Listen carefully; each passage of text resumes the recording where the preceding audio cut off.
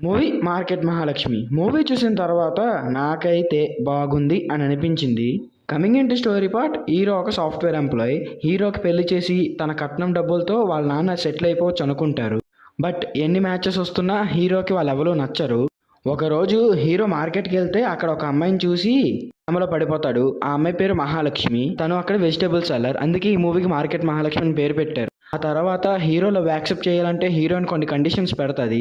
దానికి హీరో ఒప్పుకున్నాడా లేదా, వాళ్ళ డాడీకి ఆ అమ్మాయి నచ్చిందా లేదా, లాస్ట్‌కి వీళ్ళిద్దరు లవ్ సక్సెస్ అయ్యిందా లేదా అనేదే story. And coming into first half మొత్తం హీరో హీరోయిన్ ఇంట్రడక్షన్, వాళ్ళ మధ్యన ఉన్న బాండింగ్, అలాగే కామెడీ, హీరో వాళ్ళ ఫాదర్ క్యారెక్టర్ ఎలాంటిది, హీరో హీరోయిన్ క్యారెక్టర్స్ అలాంటివి మధ్య మధ్యలో కామెడీ జనరేట్ చేస్తూ ఫస్ట్ హాఫ్ మొత్తం డీసెంట్‌గా ఉంటుందని చెప్పుకోవచ్చు. కమింగ్ ఇంటూ ఇంటర్వెల్ సీన్ అయితే ఓకే అని అనిపించింది నాకైతే. నెక్స్ట్ సెకండ్ హాఫ్ గురించి మాట్లాడుకుంటే, సెకండ్ హాఫ్ మొత్తం ఆ కండిషన్ గురించి, వాళ్ళ నాన్న వాళ్ళ లవ్ ఎలా ఒప్పుకున్నారు, ఆ కండిషన్‌కి హీరో ఒప్పుకున్నాడా లేదా, ఆ కండిషన్ గురించి హీరో ఫేస్ చేసిన కష్టాలు, ఇవన్నీ మనకు సెకండ్ హాఫ్‌లో చూపిస్తారు.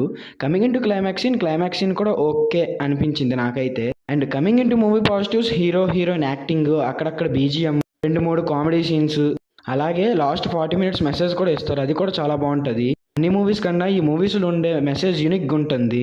అంతే. Coming into negatives, first half లో చిన్న చిన్న ల్యాగ్ సీన్స్, సాంగ్స్ బాగలేవు, బీజిఎం కూడా అంత బాగుంటుందని చెప్పలేను. అండ్ ఈ మూవీకి నేను ఇచ్చే రేటింగ్ 3/5. మీకు ఎలా కనిపించేది కింద కామెంట్స్ లో చెప్పండి. Thank you.